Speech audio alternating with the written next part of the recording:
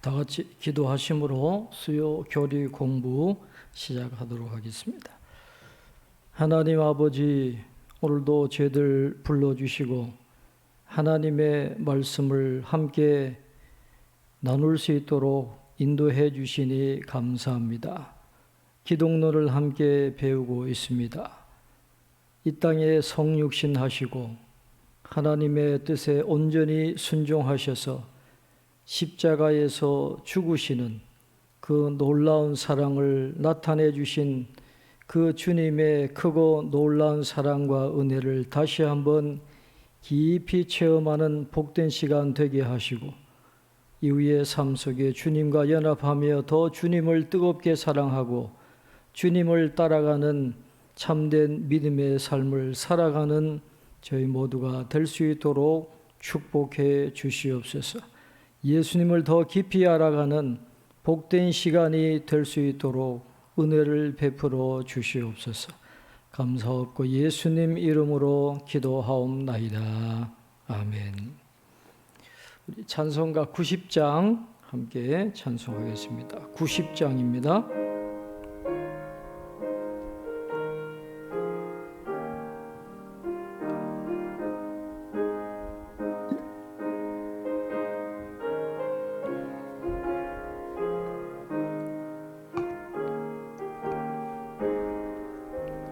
주 예수 내가 알기 전 날 먼저 사랑했네. 그 크신 사랑 나타나 내 영혼 거듭났네. 주 내 맘에 늘 계시고 나 주의 안에 있어 저 포도 비유 같으니 참 좋은 나의 친구. 내 친구 되신 예수님 날 구원하시려고 그 귀한 몸을 버리사 내 죄를 대속했네.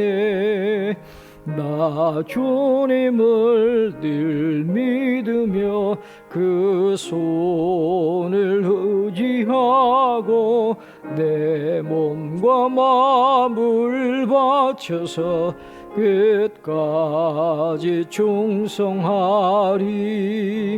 내 진실하신 친구여 그 은혜 내려주사 날 항상 보호하시고 내 방패 되옵소서. 그 풍성한 참 사랑을 네 능히 끊을 소냐. 날 구원하신 예수는 참 좋은 나의 친구. 아멘. 오늘은 기독론 1 교재 1페이지 상단에 있는 동정녀 탄생은 적어도 세 가지 면에서 중요합니다. 지난주에 마르바 던이라는 여성 신학자 이야기를 하면서 동정녀 탄생보다는 동정녀 잉태라고 하는 것이 더 적절한 용어다라고 했지만은 그래도 이제 보통 동정녀 탄생이라고 이렇게 이야기하니까 그대로 사용하도록 하겠습니다. 동정녀 탄생은 적어도 세 가지 면에서 중요하다 그랬습니다. 첫째는 구원은 궁극적으로 하나님으로부터 온다라는 것을 알려주기 때문에 그렇습니다. 우리 힘으로는 구원할 수 없습니다. 죄인이 죄인을 구원할 수 없는 것이죠. 창세기 3장 15절에 내가 너로 여자와 원수가 되게 하고 내 후손도 여자의 후손과 원수가 되게 하리니 여자의 후손은 내 머리를 상하게 할 것이요 너는 그의 발꿈치를 상하게 할 것이니라 하시고, 최초의 메시아 예언이죠. 여자의 후손이 와야 됩니다. 메시아가 오셔야 외부로부터 구원이 임해야 되는 것이죠. 구원은 하나님으로부터 온다라는 것을 이 동정녀 탄생이 우리에게 가르쳐 주고 있습니다.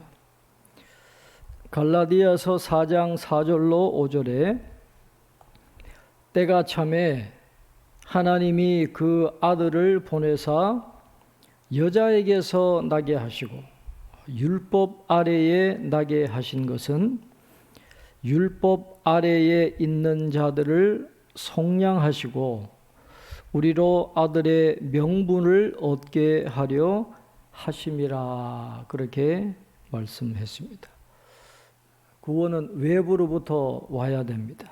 때가 참에 하나님께서 아들을 인간의 몸으로 성육신, 인카네이션 하게 하셨는데, 그 성육신의 목적을 갈라디아서 4장 5절은 이렇게 말씀하죠. 율법 아래에 있는 자들을 속량하시고 그랬습니다. 율법 아래에 있는 자라는 말은 율법의 영벌에 직면한 자들, 그런 뜻이에요. 율법을 항상 모든 것을 지키지 못하기 때문에 하나님의 진노를 받을 수밖에 없는, 그런 영벌에 처해질 수밖에 없는 그런 사람들을 속량하시고 또 구원해 주시고 우리로 아들의 명분을 얻게 하려 하심이라, 그렇게 말씀합니다. 여기서 아들의 명분이라고 하는 것은 아들의 충만한 권리들을 의미하는 것입니다. 이 히오데시아라는 이 명분이라고 하는 이 헬라어는 초기 기독교 시대에 이 파피루스에서 발견된 용어인데, 이 용어는 어떤 사람을 양자로 삼을 때 사용하는 법률적인 단어입니다. 그래서 로마 시대의 관습을 보면 어떤 사람이 양자로 입양이 되게 되면 그 사람의 신분이, 환경이 완전히 바뀝니다. 양자가 되면 이 노예였던 사람도 귀족의 아들이 되기도 하고 후계자가 되기도 하고 엄청난 혜택을 누리게 되는 것을 로마 시대의 여러 자료들을 보면 우리가 알게 되는데, 하나님의 자녀로 입양이 된다. 우리가 하나님의 자녀로 입양이 된다고 하면 얼마나 큰 복을 누릴 수 있겠습니까? 그래서 동정녀 잉태는 이런 모든 축복이 하나님으로부터 온다라는 것을 우리에게 알려주고 있는 것이죠. 그 다음에 두 번째는 동정녀 탄생은 한 인격 속에 완전한 인성과 완전한 신성의 연합을 가능케 했습니다. 종교개혁가 칼뱅이 이렇게 이야기를 하고 있습니다. 하나님의 아들이신 그리스도는 본체의 혼동이 아니라 인격의 통일성으로 사람의 아들이 되셨다 그랬어요. 그리스도 안에서 신성과 인성은 각각 그 특성이 손상되지 않은 채 그대로 유지되고 있는데, 그분은 한 인격으로 하나님인 동시에 사람이셨다, 그렇게 설명을 하고 있습니다. 예수님은 신성과 동시에 인성도 갖고 계셨던 분임을 동정녀 탄생은 우리에게 가르쳐 주고 있습니다.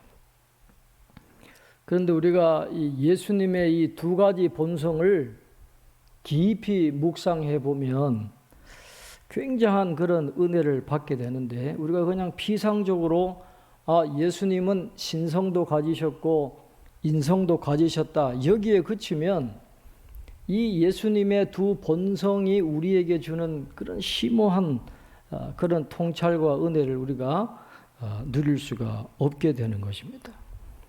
제가 지난주에 소개해드렸던 이 마르바던이라고 하는 유명한 여성 신학자가 있습니다. 근데 이분은 선천적으로 장애를 갖고 태어났고 살아가면서도 수많은 그런 중한 질병으로 엄청난 고통을 당했던 그런 여인입니다. 그런데 이분이 훌륭하게 교수로 생활을 하게 되었는데 그분이 가끔은 건강이 너무너무 좋지 않아서 사는 게 너무 힘드니까 불평불만을 한 때가 있었다라는 거예요. 왜 나는 다른 사람들처럼 건강하지 못하게 태어나고 왜 이렇게 육신의 질병 때문에 고통당하게 하시나, 이렇게 하나님을 사랑하고 믿음의 삶을 살아가는데 왜 이런 육신의 고통을 주시나 하는 그런 불평불만을 가질 때도 있었는데, 그런 불평불만을 어떻게 이겨냈느냐 하면 이 그리스도의 두 본성에 대해서 깊이 묵상하면서 얻은 깨달음과 은혜로 그런 불평불만을 이겨낼 수 있었다. 그렇게 이야기를 하고 있습니다. 그러면서 이 마르바던이 도로시 세이어즈라고 하는 이 유명한 그 영국의 추리 소설의 황금기를 완성했던 여성 작가가 있습니다. 이 도로시 세이어즈가 추리 작가이면서도 유명한 기독교 사상가인데, 이분의 글을 읽으면서 많은 깨달음을 받고 위로를 받게 되었다. 그렇게 이야기를 하고 있습니다. 이 도로시 세이어즈의 글이 이런 거예요. 예수님은 사실, 그리고 실제로, 그리고 가장 정확하고 엄밀한 의미에서 만유를 지으신 하나님이셨다. 그분은 단순히 하나님을 닮았다고 할 수 있을 정도로 선한 인간이셨던 것이 아니다. 그분은 하나님이셨다. 그 어떤 이유에서든 하나님은 인간을 지금 모습 그대로 만들기로 하셨다. 유한하고 고통을 겪고 슬픔과 죽음에 매여 있는 그런 모습으로 말이다. 그분은 모든 것을 자기 탓으로 돌리고 대가를 치르실 만큼 정직하고 담대하셨다. 당신의 비조 세계와 어떤 게임을 벌이든 그분은 당신 자신이 만든 규칙을 지키셨고 공정하게 임하셨다. 그분은 당신 자신에게 강요하지 않으신 것은 그 어떤 것도 인간에게 강요하지 않으셨다. 그분은 가족들 간에 겪을 수 있는 사소한 다툼, 힘든 노동과 재정적 궁핍이라는 속박에서부터 고통과 치욕, 패배, 절망, 그리고 죽음에 이르기까지 인간이 겪을 수 있는 처음부터 끝까지 몸소 다 체험하셨다. 인간이셨을 때 그분은 인간으로 사셨다.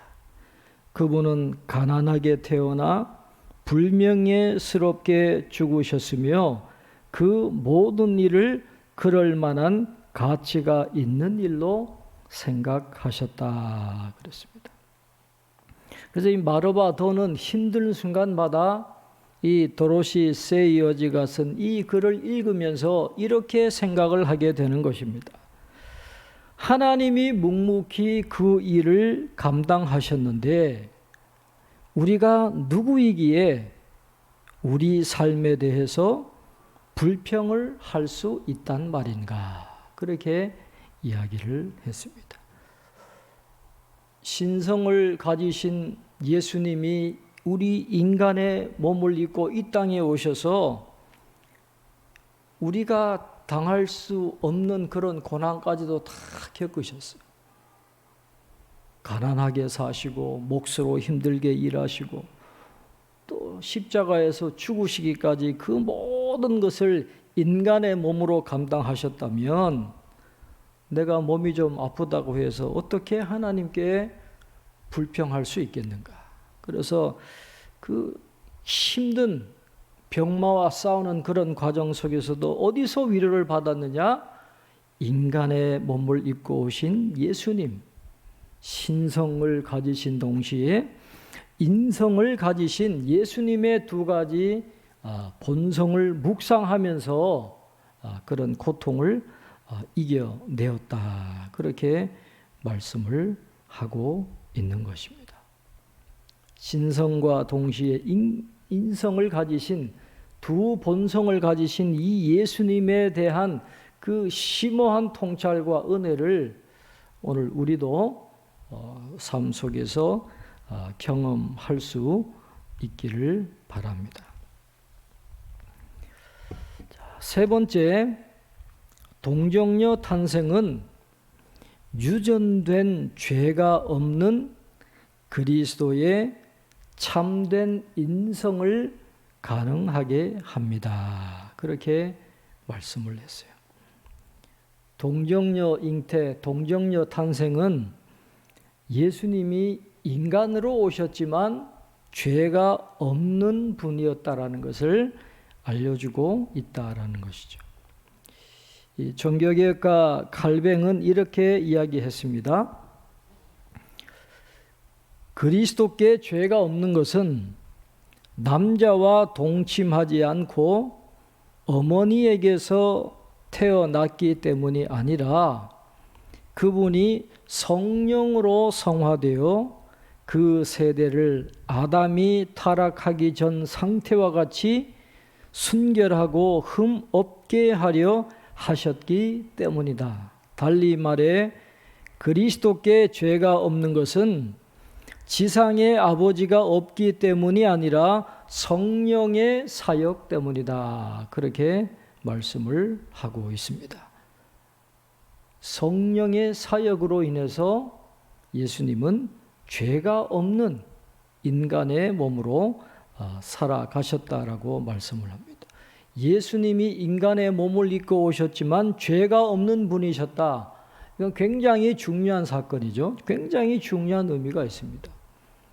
하나님과 인간 사이에 중보자가 되시려면 죄가 없어야 돼요. 인간이 되신 동시에 죄가 없어야 되는데 바로 예수님이 그런 분이라는 거죠. 이제 나중에 우리가 구원론을 이야기할 때 이 부분은 다시 언급하도록 하겠습니다. 이렇게 동정녀 탄생은 세 가지 의미를 지니고 있다라는 것을 우리가 알 수 있습니다.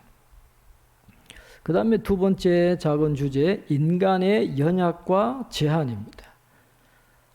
예수님은 신이신 동시에 인간으로 오셨기 때문에 인간의 연약함과 인간의 제한, 한계를 그대로 갖고 계신 것을 성경은 우리에게 가르쳐 줍니다. 첫째, 예수님은 인간의 몸이 있었습니다. 예수님은 다른 인간 아기와 같이 탄생하셨고 다른 아이들이 자라듯 자라셨습니다. 예수님은 피곤하셨고 목마르셨고 굶주리셨습니다. 예수님은 몸이 약하기도 하셨습니다. 예수님은 인간의 신체로 부활하셨습니다. 물론 더 이상 연약이나 질병이나 사망이 없는 몸이지만 인간의 신체로 부활하신 겁니다. 예수님은 인간의 몸으로 승천하셨습니다. 예수님은 하늘에서도 인간의 몸으로 존재하십니다. 하나님 보좌 우편에 예수님이 지금 거하신다고 해서 인성을 완전히 버리시고 신성만 존재하느냐? 그렇지 않다고 보는 거죠. 지금도 예수님은 신성과 동시에 인성을 갖고 이 우주를 다스리고 계신다라고 그렇게 보는 것입니다. 인간의 몸을 가지셨다는 거죠. 1번 누가복음 2장 7절에 첫 아들을 낳아 강보로 싸서 구유에 뉘었으니 이는 여관에 있을 곳이 없음이러라. 그렇게 말씀을 하고 있어요. 외아들이 아니라 첫 아들이라 그랬어요. 첫 번째 아들, 맏아들. 그러니까 이건 뭐를 의미합니까? 예수님을 출생시키고 난 다음에 마리아가 계속해서 동생들을 낳았다는 거죠. 그러니까 예수님은 첫 아들이다. 그렇게 표현한 것이고, 구유에 뉘었다 그랬어요. 그러니까 이단들은, 가연설을 나타내는 이단들은 예수님이 사람의 형체로 그냥 보였을 뿐이지 실제로 육신을 입고 온 것은 아니다라고 하는 그런 이단들이 있었지만, 그러나 여기는 분명하게 예수님이 인간의 몸을 입고 아기로 태어나셨기 때문에 그 몸을 강보로 싸서 구유에 뉘었다라는 것을 분명하게 인간의 몸을 입고 태어나셨다라는 것을 보여주고 있는 것이죠. 구유는 지금 그 예루살렘이나 이런 지역에서 발견되는 돌로 만든 거라고 그렇게 봅니다. 돌을 가지고 그 중간을 움푹 파가지고 이제 구유로 사용한 바로 그 돌에 예수님을 누인 것으로 그렇게 생각이 되는데, 이 아우구스도스의 그 영광과 대조되는 겸손한 이 고난 가운데 오신 예수님을 상징한다고 할 수가 있겠습니다. 아기의 몸을 가지고 예수님이 오신 거예요. 누가복음 2장 40절에 아기가 자라며 그랬어요. 다른 아이들처럼 다 성장 과정을 거치셨다는 거예요. 아기가 자라며 강하여지고 지혜가 충만하며 하나님의 은혜가 그의 위에 있더라. 그렇게 말씀을 하고 있습니다. 자, 어떤 분이 이 부분에 있어서 이렇게 기록한 글이 있습니다. 예수님의 생애의 가장 위대한 부분은 숨은 삶이라는 겁니다. 지혜와 기가 자라가며 하나님과 사람에게 더 사랑스러워가며 마침내 장성할 때까지 부모의 권위 아래 산 삶입니다. 예수님 생애의 어린 시절에 대해서 복음서가 침묵하고 있기는 하지만 이 침묵에는 깊은 계시가 담겨 있습니다. 그것은 기쁜 소식이란 무엇보다 하나님이 우리 가운데 살러 오셨고 임마누엘 곧 우리와 함께 하시는 하나님이 되려 오셨고 평범한 일상적 실존을 우리와 나눠 가지러 오셨음을 계시해 주기 때문입니다. 예수님은 우리 모습처럼 알려지기 원하십니다. 하나님의 눈에 가장 중요한 것은 종종 가장 숨어 있는 것이다. 그렇게 이야기를 하고 있습니다. 아기처럼 예수님은 평범한 다른 아들과 똑같이 성장하는 과정을 거치셨다라는 것을 기억해야 됩니다. 세 번째, 누가복음 2장 52절에 예수는 지혜와 기가 자라가며 하나님과 사람에게 더욱 사랑스러워 가시더라. 이 신체적인 성장, 또 이 정신적인 성장, 그리고 이 영적인 성장이 이제 같이 이루어지는 그런 모습을 누가복음 2장 52절은 우리에게 보여주고 있습니다. 여기서 이 사랑이라고 하는 말, 하나님과 사람에게 더욱 사랑스러워 가시더라. 이 사랑은 카리스라는 단어를 씁니다. 카리스인데 이 카리스는 사랑이라는 뜻도 있지만 은혜라는 그런 뜻도 있습니다. 우리가 주님께 은혜를 받았다 그런 말을 하는데, 우리가 주님께 은혜를 받았다 하는 말은 주님의 사랑으로 체험을 받았다 하는 그런 뜻입니다. 영과 혼과 육으로 이루어진 인간이기 때문에 영혼이 강건하지 않으면 살아갈 수가 없는 것이죠. 복된 삶을 살아가려면 영혼이 강해야 돼요. 하나님의 은혜로 충만할 때, 하나님의 사랑으로 충만할 때 우리가 강건한 삶을 살아가는 것처럼, 예수님이 지혜가 자라고 키가 자라고 하나님과 사람에게 더욱 사랑스러워 간 것처럼 육체인이 자라고 정신이 자라고 영적으로 성장해 갈 때 우리가 참으로 복된 삶을 살아갈 수가 있게 된다는 것을 예수님은 성장 과정을 통해서 우리에게 가르쳐 주고 있습니다. 네 번째, 요한복음 4장 6절에 거기 또 야곱의 우물이 있더라. 예수께서 길 가시다가 피곤하여 우물 곁에 그대로 앉으시니 때가 6시쯤 되었더라. 그렇습니다. 6시면 지금 우리 시간으로 정오거든요. 12시. 팔레스타인 땅에 가보신 분들은 아시겠지만은 굉장히 덥습니다. 참 생활하기가 쉽지 않은데 그 정오 시간에 예수님이 그 광야를 그곳을 지나다가 피곤하셔서 우물 곁에 그대로 앉으시니, 그냥 힘들어서 그냥 앉으시는 피곤한 모습을 그대로 숨김없이 보여주시는 예수님의 인성을 아주 잘 보여주고 있는 그런 말씀입니다. 몸을 지니셨으니까, 인간의 몸을 지니셨기 때문에 피곤을 느끼시고 너무 힘드셔서 그대로 주저앉는 그런 모습을 예수님도 보여주신 것입니다.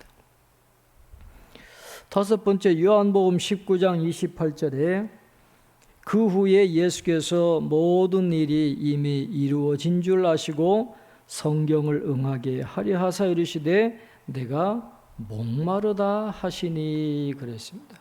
목이 마르셨다.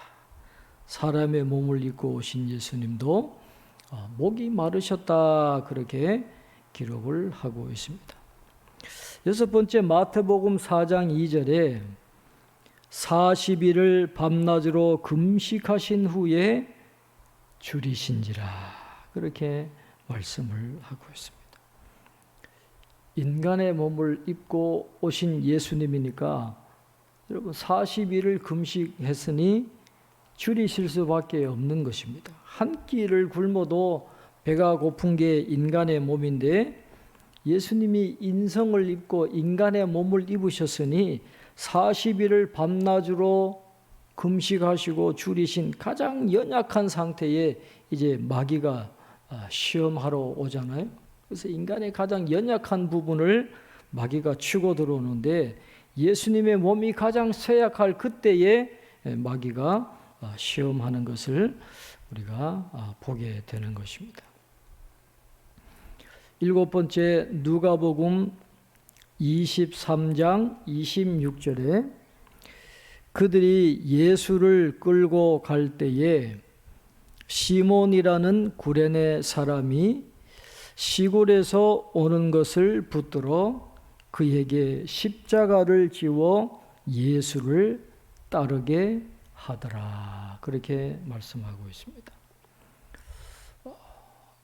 당시에 그 십자가에 처형이 되는 그 죄인은 본인의 십자가를 본인이 지고 가는 게 원칙입니다. 그래서 예수님도 십자가를 친히 지시고 골고다 언덕으로 올라가시는데 그 전날부터 너무너무 힘들게 재판도 받으시고 또 실형도 당하시고 또 채찍에 맞으시고 기력이 완전히 쇠하셔서 도저히 십자가를 끝까지 지고 가실 수가 없었던 것이죠. 그러니까 이제 구레네 사람 시몬이 대신 지게 하고 예수님은 앞서서 걸어가시고 이 구레네 시몬이 예수님이 지실 십자가를 지고 예수를 따르게 하더라, 그렇게 말씀을 하고 있습니다. 누가가 표현을 이렇게 한 것은 그에게 십자가를 지워 예수를 따르게 하더라, 이거 의도적입니다. 예수님의 제자는 어떤 삶을 사는 사람이냐? 예수님을 뒤따라가는 거예요. 예수님이 걸어가신 그 길을 그대로 따라가는 것임을 이 구레네 사람 시몬이 예수님의 십자가를 지시는 그 장면을 통해서 누가는 우리에게 강조해 주고 있는 것입니다. 자, 8번째 누가복음 23장 46절 말씀에 예수께서 큰 소리로 불러 이르시되 아버지여 내 영혼을 아버지 손에 부탁하나이다 하고 이 말씀을 하신 후 숨지시니라. 그렇게 말씀을 하고 있습니다. 인간의 몸을 입고 오신 예수님께서 죽음을 맞이하셨다 하는 것을 성경은 우리에게 가르쳐 주고 있습니다. 9번째 누가복음 24장 39절 32절에 내 손과 발을 보고 나인 줄 알라. 또 나를 만져보라. 영은 살과 뼈가 없으되 너희 보는 바와 같이 나는 있느니라. 이에 구운 생선 한 토막을 드리니 그랬습니다. 부활하신 예수님을 자꾸 유령이라고 제자들이 오해하니까 내 손과 발을 만져보고 부활한 예수님인 줄 알아라. 그렇게 말씀하시는 건데 요한복음에 보면 이 못자국이 있기 때문에 예수님께서 손과 발을 보고 만져보라. 그렇게 말씀하신 것을 이야기합니다. 그러니까 몸의 실제, 예수님의 유령이 아니라는 것이죠. 분명히 몸을 갖고 부활하셨다라는 것을 강조하고 있는 말씀입니다. 그래서 부활하셨다고 해서 그 인간의 인성을 완전히 버리셨느냐? 그렇지 않다라는 것을 강조를 하고 있는 것입니다. 10번째 요한복음 16장 28절에 내가 아버지에게서 나와 세상에 왔고 다시 세상을 떠나 아버지께로 가노라 하시니 그렇게 말씀을 합니다. 성육신 하셨다가 다시 하나님께로 돌아가는. 그래서 예수님은 이 땅에 메시아로 그 유대인들이 기대하는 그 메시아로 세상을 다스리는 게 아니라 다시 세상을 떠나서 하나님께로 돌아가시는 그런 분이심을 밝히고 있습니다.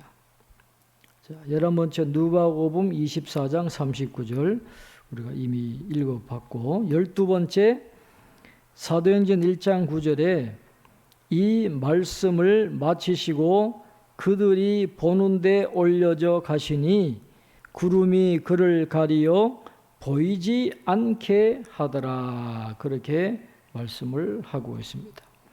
예수님이 승천하실 때도 제자들이 다 보았다라는 것이죠. 예수님의 인간의 몸의 그 형체를 갖고 계셨기 때문에 제자들이 보는 앞에서 구름을 타고 승천하신. 그래서 예수님은 인간의 몸을 갖고 계셨다라는 것을 성경은 강조를 합니다. 그 다음에 두 번째, 예수님은 인간의 마음이 있었습니다. 예수님은 모든 다른 아이들과 같이 학습 과정을 거치셨습니다. 먹는 법, 말하는 법, 읽고 쓰는 법, 부모님에게 복종하는 법 등을 배우셨다라고 그렇게 말씀을 합니다. 누가복음 2장 52절 예수는 지혜와 키가 자라가며 하나님과 사람에게 더욱 사랑스러워 가시더라. 그러니까 인간의 모든 발달 과정을 그대로 다 거치시면서 배워야 될 것 배우시고 그 사회 속에서 인간의 역할을 배워가시는 그런 예수님의 모습을 볼 수 있게 됩니다. 두 번째 히브리서 5장 8절에 그가 아들이시면서도 받으신 고난으로 순종함을 배워서 그렇게 말씀을 하고 있습니다. 여기서 이 고난으로 순종함을 배워서라는 이 표현을 예수님께서 고난을 통해 순종하게 되었다 하는 그런 의미가 아니라 예수님은 처음부터 하나님께 순종하셨으며 순종의 과정 속에서 고난을 당하게 되었다 하는 그런 의미로 우리가 이해를 해야 되는 겁니다. 마치 예수님이 뭔가 모자라는 것이 있었는데 이 모자라는 것이 채워졌다는 식으로 그렇게 잘못 해석할 수 있는데 예수님은 그런 게 아니다라는 겁니다. 처음부터 순종하셨는데 그 순종의 과정 속에서 고난을 당하게 되셨다라는 것을 우리에게 가르쳐 주고 있습니다. 그 다음 세 번째 마가복음 13장 32절에 그러나 그 날과 그 때는 아무도 모르나니 하늘에 있는 천사들도 아들도 모르고 아버지만 아시느니라 그렇게 말씀을 하고 있는 것입니다.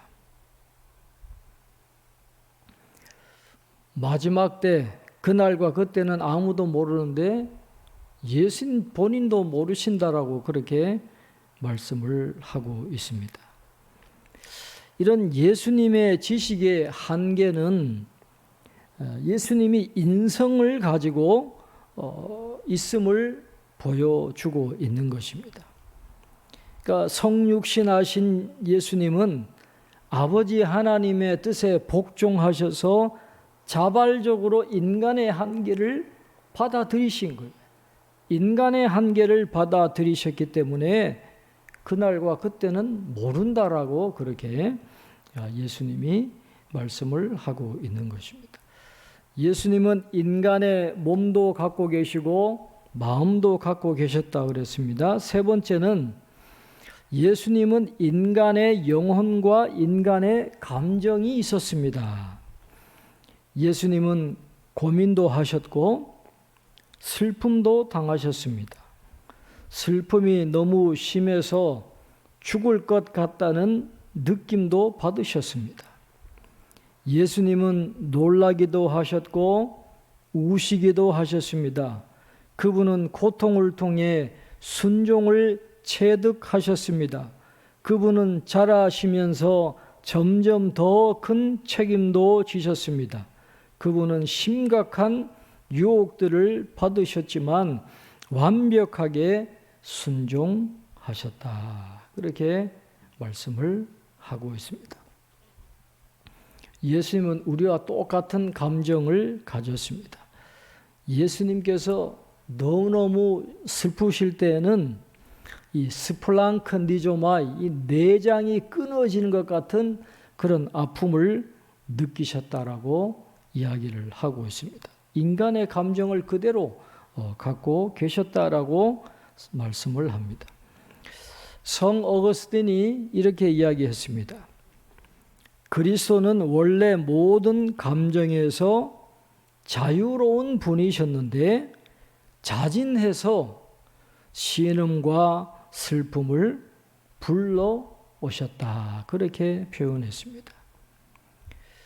또 종교개혁가 칼뱅은 이렇게 이야기합니다. 하나님의 아들은 우리 육신을 입으실 때 또한 자진해서 인간의 감정을 입으셨기 때문에 죄만 제외하고 그분의 형제들과 다를 바가 하나도 없었다. 그렇게 말씀을 하고 있습니다.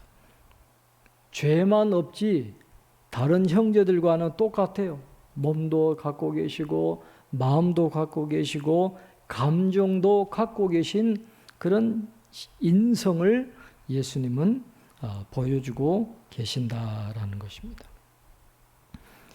자, 1번 요한복음 12장 27절에 지금 내 마음이 괴로우니 무슨 말을 하리요? 아버지여 나를 구원하여 이때를 면하게 하여 주옵소서. 그러나 내가 이를 위하여 이때에 왔나이다. 죽음에 대한 고통이 너무너무 예수님을 짓누르는, 그래서 내 마음이 괴롭다, 인성을 갖고 계시는 그 예수님의 모습이 나타나고 있습니다. 그 다음에 두 번째, 마태복음 26장 38절에 이에 말씀하시되 내 마음이 매우 고민하여 죽게 되었으니 너희는 여기 머물러 나와 함께 깨어 있으라 하시고, 내 마음이 매우 고민하여 죽게 되었다라고 말씀을 하고 있습니다. 세 번째, 마태복음 8장 10절에 예수께서 들으시고 놀랍게 여겨 따르는 자들에게 이르시되 내가 진실로 너희에게 이르노니 이스라엘 중 아무에게서도 이만한 믿음을 보지 못하였노라. 그렇게 말씀을 하고 있습니다. 켈빈이 이렇게 이야기했습니다. 예수님께서 모든 사건을 지배하시는 결코 놀라지 않으실 신이신 동시에 한편으로는 놀라는 감정적 성정을 지니신 완전한 인간이기도 하셨다는 사실을 이 사건이 증명해 주고 있다. 그렇게 말씀을 하고 있습니다. 신이심과 동시에 인간이셨던, 우리와 똑같은 감정을 가지셨던 예수님이기 때문에 그런 놀랍게 여기는 그런 모습을 보여주고 있다라는 것입니다. 네 번째, 요한복음 11장 35절에 예수께서 눈물을 흘리시더라. 예수님이 눈물을 흘리셨다 그랬어요. 어떤 분은 이 요한복음 11장 35절 예수님께서 눈물을 흘리시더라라는 표현을 이렇게 이야기를 합니다. 이 구절은 시대를 내려오며 수많은 사람들을 격려하는 말씀이 되고 있습니다. 예수님께서는 무엇을 느끼시는 하나님이십니다. 그분께서는 인간 감정의 깊은 고를 아십니다. 그분이 몸소 겪으셨기에 그렇습니다. 그렇게 이야기했어요. 예수님이 눈물을 흘리시더라. 우리의 눈물의 이유를 예수님은 다 알고 계시고 우리의 아픔을 체휼하시는, 동정하시는 대제사장이 되어 주신다라고 성경은 말씀을 하고 있습니다. 오늘은 우리가 여기까지 이 동정녀 탄생의 세 가지 의미에 대해서, 그리고 예수님은 신성과 동시에 인성을 가지셨기 때문에 인간의 몸을 가지셨고 마음을 가지셨고 감정을 가지신 완전한 인간으로 살다 가셨다라는 것을 우리가 배웠습니다. 그래서 예수님의 이 두 가지 본성이 우리에게 어떤 의미가 있는지 우리도 잘 묵상해 보실 수 있기를 바라고, 그 예수님의 두 본성이 우리에게 주는 그 은혜, 그 감격, 그것을 저와 여러분도 함께 누릴 수 있기를 주님의 이름으로 축원합니다. 기도하겠습니다. 하나님 아버지, 우리를 구원하시기 위해서 이 땅에 인간의 몸을 입고 오신 예수님의 그 크신 사랑과 은혜를 하나님의 말씀을 통해서 하나하나 다시 한번 되새기며 깨닫게 해 주시니 감사합니다. 죄로 인하여 죽을 수밖에 없는 저희들, 우리 스스로는 구원을 받을 수 없었지만 때가 참에 하나님께서 독생자 예수 그리스도를 우리와 똑같은 인간의 몸을 입고 이 땅에 태어나게 하셔서 우리의 죄를 대속하시고 우리를 구원하여 주셔서 하나님의 자녀 삼아 주심으로 하나님의 자녀가 되고 구원받은 자녀가 되고 참된 자유와 평안과 기쁨을 누리며 살아가게 하신 것을 다시 한번 깨닫게 해 주시니 감사합니다. 그 주님의 놀라운 사랑과 은혜를 기억하며 주님과 연합하며 주님의 뒤를 따라가는 참된 제자의 삶을 살아갈 수 있는 저희들 될 수 있도록 축복해 주시옵소서. 신성과 동시에 인성을 가지신 두 본성을 가지신 예수님을 깊이 묵상하면서 오늘 우리의 삶에 어떤 깨달음을 주시는가를 깊이 깨닫고 그 주님으로 인하여 새로운 믿음과 소망이 흘러넘치게 하시고 그 견고한 진리의 터 위에 우리의 믿음의 집을 세워나가는 저희들 다 될 수 있도록 축복해 주시옵소서. 남은 한 주간도 저희들의 삶의 자리에 주님 친히 함께 하시고 승리할 수 있도록 축복해 주시옵소서. 감사하고 예수님의 이름으로 기도하옵나이다. 아멘.